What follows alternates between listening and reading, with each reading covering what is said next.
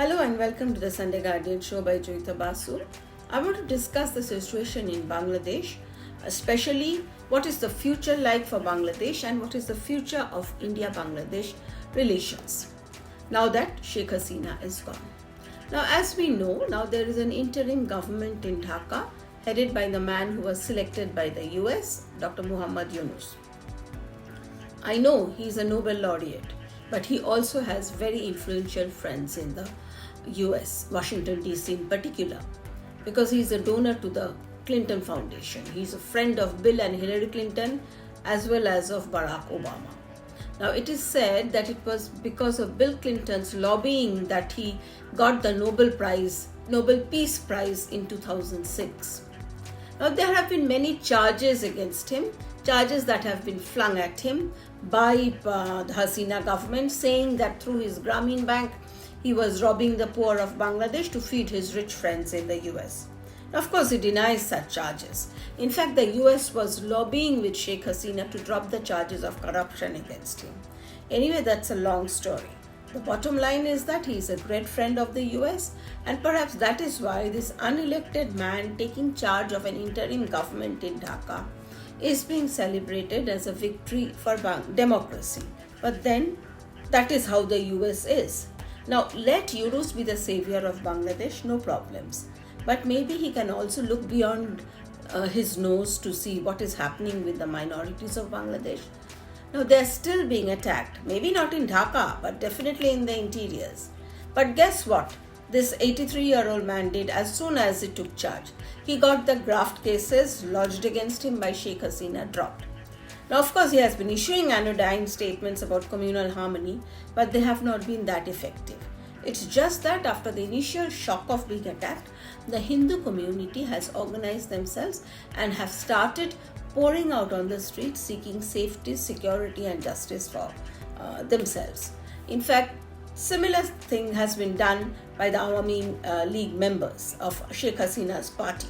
They have also started emerging from the time that they had gone in hiding. Now, the talk in Dhaka is now about reforming institutions and carrying forward the work of strengthening democracy.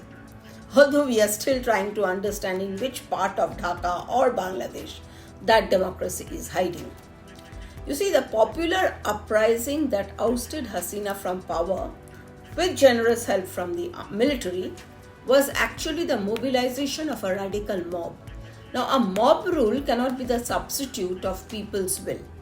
The first rule of democracy is the need for a free and fair election. Bangladesh's 13th constitutional amendment demands that election must be held within 90 days of the removal of a government. Removal or exit, whatever. But now the BNP and Jamaat Islami are saying that the elections will be held at the right time when the institutions are strengthened and democracy takes deep roots. So it is anybody's guess when the right time will be. Now, and even if elections are held, now we can be 100% certain that BNP and Jamaat will come to power. Now, will Awami League be allowed to participate in the election? Or will the Awami League also, or will attempts be made to cancel the Awami League like the US, the Democratic Party in the US is trying to cancel Donald Trump, the opposition presidential candidate, all in the name of democracy. Well, what role Yunus will play post such a sham election is the only point of interest, I think. Now, meanwhile, as we can see, anti-India jingoism is sweeping through Bangladesh. Bangladesh's new rulers need to understand that this is not going to help India-Bangladesh relations. Boycotting Indian goods or threatening ties because Hasina has taken shelter in India is not constructive, especially when Bangladesh is today, as a textile-driven economy, is largely because of the help from India. Now, India has supplied Bangladesh with both machinery and raw material. Where will Bangladesh be if India stops power supply?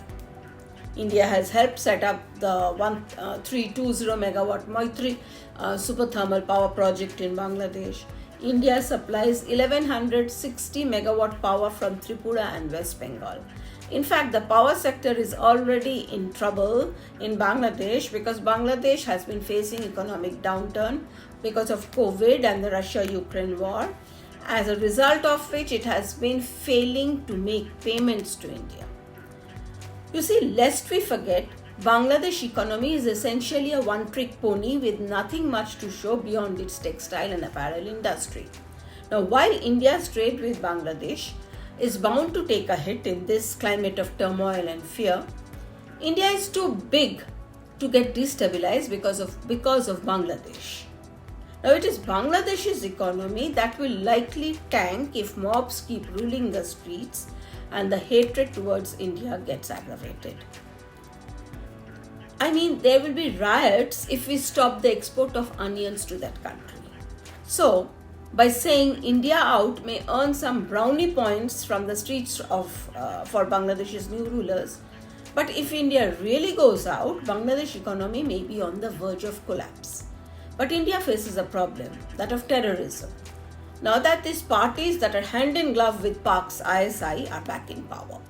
BNP leader Khaleda Zia and her son Tariq Rahman acted as tools of Pakistan's ISI to fuel insurgency in India's northeast when Zia was Prime Minister. So radicals and extremists of all shades will try to make use of the porous India-Bangladesh border to infiltrate terrorists into this country. So we have to be very careful about it. In conclusion, Bangladesh's rulers need to realize that jingoism, pogrom of minorities, and needling the immediate neighbor, which is an economic and military powerhouse, are a surefire way to poverty, hunger, and unrest. The end result may thus be that Bangladesh's volatile streets will turn against their current crop of rulers sooner than later.